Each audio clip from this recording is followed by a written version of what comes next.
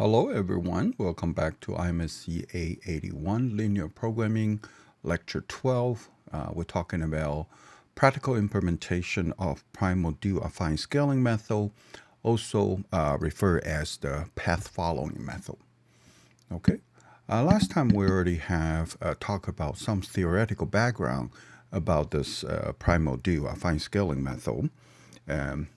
We have some complicated developments on determining the step size like we had before. So this portion, we have to construct the duality gap function as a quadratic of the quadratic function of the step size, and trying to use that to find out the optimal step size. And this calculation of a step size is to make sure the primal and dual affine scaling algorithm actually globally converge to the optimal point if we using the rule of this step size. But the practical implementation is a little bit different and can be simplified. So this is one of the things we talked about today. And also, okay, and last time we discussed how to calculate the direction for dual variable, dual slack, and primal variable using these three equations. And in here, we're using some intermediate variable to pre-calculate. The first is the t. Let me remind everybody over here. The t is basically the primal infeasibility, as we have, was equal to b minus a times xk. And actually, the u right here represents the dual infeasibility, okay? And the vk right here represents the duality gap, or the complementary slackness condition in a sense. And p is just this duality gap divided by x, okay? So we're using these four intermediate variables to simplify the calculation of direction for dual variable, dual slack, and primal variable. But if we look at the direction for x, which is primal variable, they can be separated into three parts. The first part in blue, second part in red, third part in purple. Okay, and we should pay a slightly attention to the first part is based on a projection of the current duality gap, which is the mu right here. The second part is actually projection with respect to a c, negative c, which is our objective function, inverse of our objective function cost coefficient. The third part is related to the t, like we said it before, is a dual infeasibility. So therefore, the direction dx, which is direction for the primal variable, can be separated into one is what we call the centering direction, which is dx centering k equals the blue part right here, and dx objective k, which is the red portion right here. And then we have a d feasible k, which is corresponding to the t, which is dual infeasibility right here. So each one of the direction have a different purpose, okay? For example, the centering direction is m is trying to reduce the duality gap. So following the path between the primal objective function and the dual objective function. So that's why this algorithm, primal and dual affine scaling algorithm, frequently referred as the path following algorithm. Okay. Second, the red portion represents a projection onto the negative c in this, and his primary direction, this part of direction, primary and the purpose, trying to reduce the current objective function value. And the third part, called the feasible direction, is trying to reduce any possible feasible infeasibility in the current primal solution. And the overall direction dxk is composed of these three possible directions, okay, or emphasis. For the first two direction, part of the direction, dx center and dx objective, a times dk equals to 0. So these first two parts are equals to 0. And the third part is trying to correct the infeasibility. Okay. So that's why this path following algorithm can be starting arbitrary point.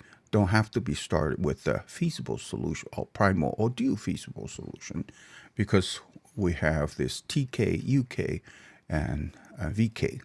Each represent primal infeasibility, dual infeasibility, and so-called duality gap or complementary slackness condition.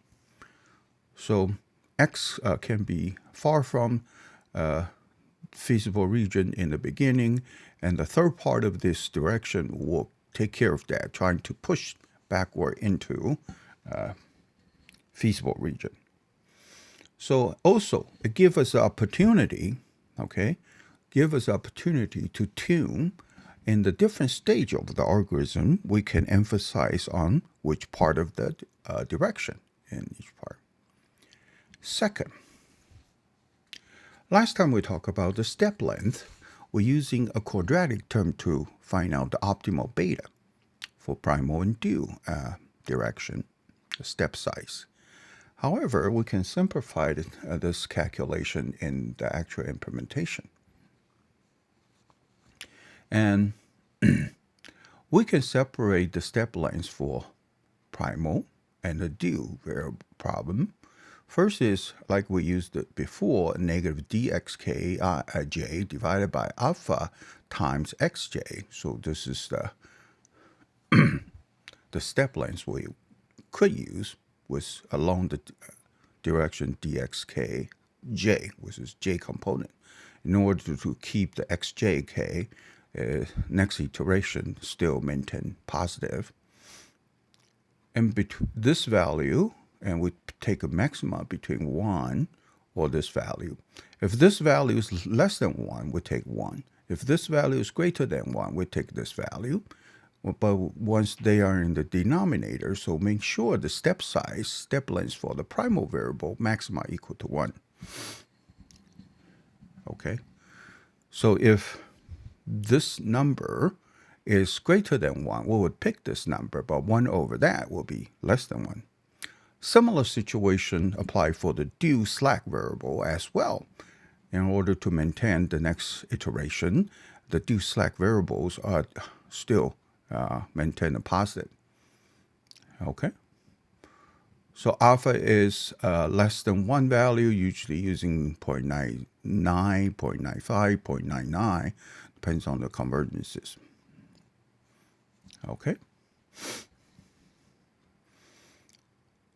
Next concern is adjusting the barrier parameter mu k. In the beginning, the mu k can be what we wanted to do. Mu k is converging to 0 because mu k is the penalty for the log barrier term. I want to mu k converge to 0, so therefore it's a log barrier problem becomes the original problem. Okay, when mu k becomes 0. In the beginning, we define, we can use mu k as the average duality gap, like we have right here. Average duality gap. But to be flexible, we define the mu k equal to sigma times the average duality gap. And sigma is typically less than 1. Here gives us a chance to adjust this sigma. If sigma equals to small number, a very small number, close to 1, 0.01, for example, we want to ignore the centering direction and speed up and focus on the objective direction. Okay, so therefore we can speed up the convergences by ignoring some of the numerical stability for keeping the value of VK calculated. But if we're using a large sigma number, for example, 0.9, we want to emphasize the stability of calculating the duality gap and the other intermediate variable T, U, V, K, V and P, especially the V. Okay? So this is a good adjusting point. Initially, we wanted to reduce our objective function as fast as possible. In the end, we want to be careful on the numerical stability. When we're close to optimal solution, we can choose a largest sigma number. And this discussion has been first introduced in Mehertra, and in 1992, his paper called Predictor and Corrector algorithm. And eventually this concept was implemented, Predictor and Corrector result. We call the implementation of OB1, which is currently implemented in the CPLEX optimizer, CPLEX barrier optimizer package. And at the end of this document, we also summarize how to implement this predictor and corrector algorithm. It's very simple. It's just simple modification later on. But here, with this three discussion, we are ready to present a little bit revised version of the path following algorithm. Of course, in the beginning, we're trying to set k equal to 0, find three arbitrary initial solution, x naught, omega naught, and s naught. All we have to do is make sure x naught is greater than 0, s naught is also greater than 0. And we define three small positive number as our convergence criteria, the E1, E2, and E3. Next, we calculate the mu k based on the sigma times the average duality gap, which is sk times xk transpose times xk divided by n. Okay, so sigma is a small number, could be between 0 to 1, and for smaller one, we have a faster convergence. To large one, we have more stability. Okay, here we can calculate the TK, primal infeasibility, UK, dual infeasibility, and VK, the duality gap, and PK is simply duality gap divided by x's.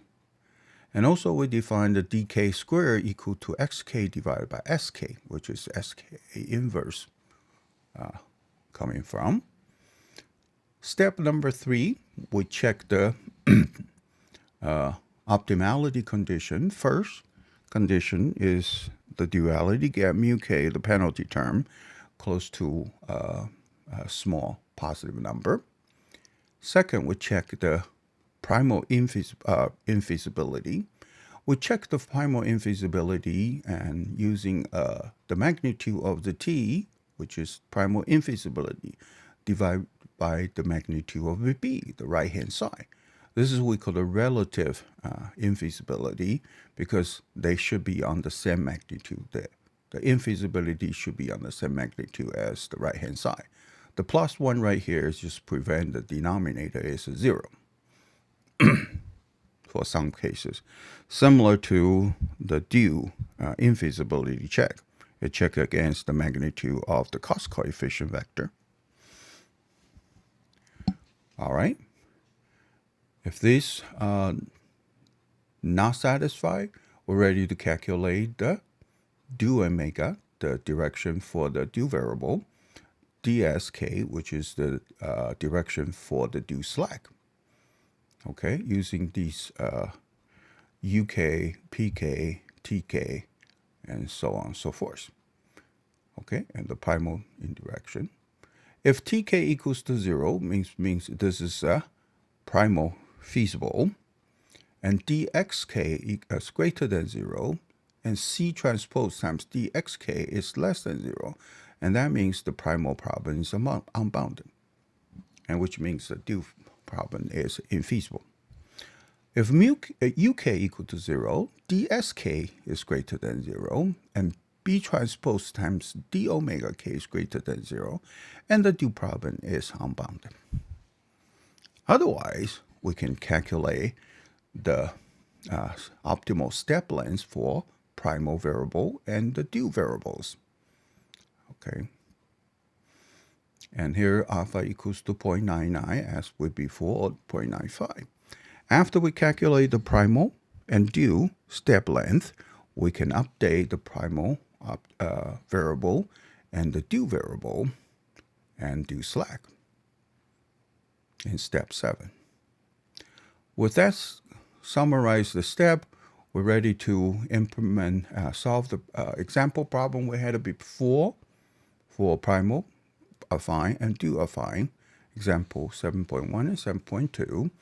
And we'll start with the arbitrary assigned point, primary equals to x naught equal to 1, 1, 1, 1, omega equal to 0, s equal to 1, 1, 1, 1.